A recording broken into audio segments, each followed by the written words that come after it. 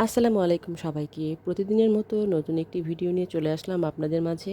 আশা করছি যে যেখানে আছেন ভালো আছেন, সুস্থ আছেন। আমরাও আল্লাহর অশেষ রহমতে ভালো আছি, সুস্থ আছি। এই তো দেখতে পাচ্ছেন এখানে গরুর মাংস কিছু ভিজিয়ে রেখেছি। তো আজকে গরুর মাংস এবং মুরগির মাংস রান্না করব। তো ভিজিয়ে রেখেছিলাম অনেক আগেই, অনেকটা খুলে গিয়েছে। তো এখন ভালোভাবে ধুয়ে নেব। আবার আর কিছুক্ষণ ভিজিয়ে রাখবো, পুরোপুরি এখনও খুলেনি। আর এই তো দেখতে পাচ্ছেন এখানে কিছু পেঁয়াজ কেটে নিয়েছি।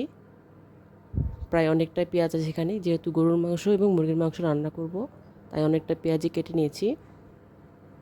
এগুলো হলো নতুন পেঁয়াজ। এগুলো পেঁয়াজ কুচি করতে অনেক সমস্যা হয়। আর আমার এই যেটা যেটা আমি সিঙ্গাপুর থেকে নিয়ে এসেছিলাম, পেঁয়াজ চপার আর কি, ভেজিটেবল চপার। তো এখানে যদি চপ করি কুচি কুচি হয়, ওটা আবার বেশি কুচি হয়ে যায়, যেটা আমার কাছে খুব একটা ভালো লাগে না।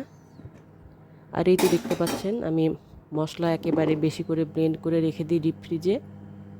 আর এরকম ভাগ ভাগ করে রাখি যেন সহজেই তুলে নেওয়া যায়। এই জন্য এখানে আদা এবং রসুন আছে। আর জিরা গুঁড়োটা আমি সবসময় বেশি করে জিরা কিনে হালকা তেলে মেশিনে মানে ব্লেন্ড করে নিয়ে আসা হয় মেশিন থেকে, বাইরে থেকে।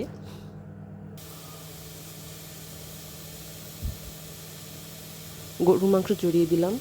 এই তো পাতিলে পর্যাপ্ত পরিমাণ পেঁয়াজ এবং তেল দিয়ে দিলাম। এরপরে গরম মশলাগুলো দিয়ে দিয়েছি। এখন এটা হালকা একটু ভেজে নেব।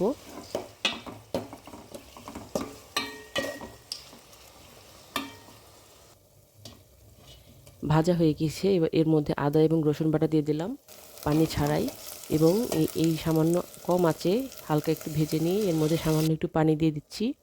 এবং এরপরে হলুদ, গুঁড়ামরিচ, তারপরে আদা রসুন জিরা যা কিছু প্রয়োজন আর কি, ধনা গুঁড়া, লবণ, সব কিছু দিয়ে ভালো করে মিশিয়ে নেব।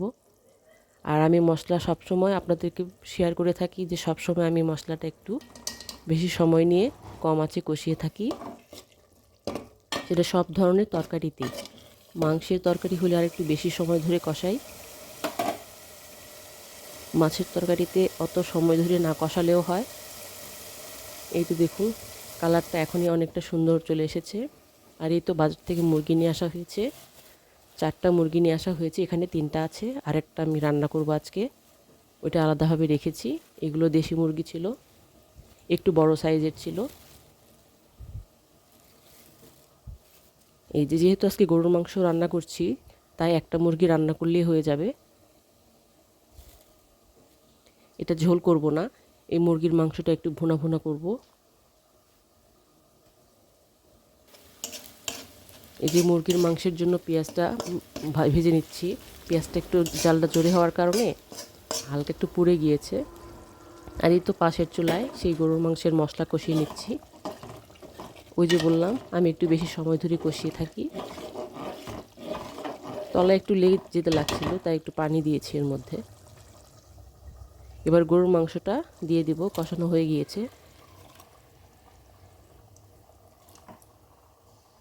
মাংসগুলো দিয়ে দিলাম।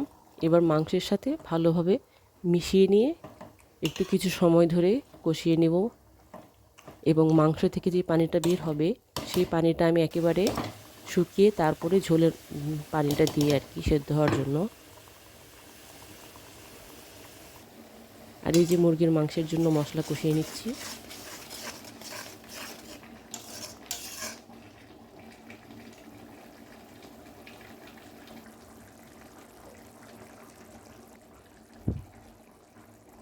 এখানে কী কী মশলা দিলাম সেটা আর আপনাদের সাথে শেয়ার করলাম না, কারণ মুরগির মাংস রান্না করতে আপনারা কম বেশি সবাই পারেন।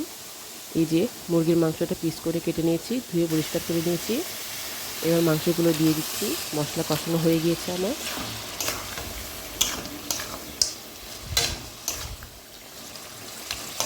এটা দেশি মুরগির মাংস। আমরা বাসায় সবসময় দেশি মুরগির মাংস খেয়ে থাকি, কারণ আমার হাজব্যান্ডের পাকিস্তানি ওই মুরগিটা খেলে নাকি অ্যালার্জি হয়, এই জন্য।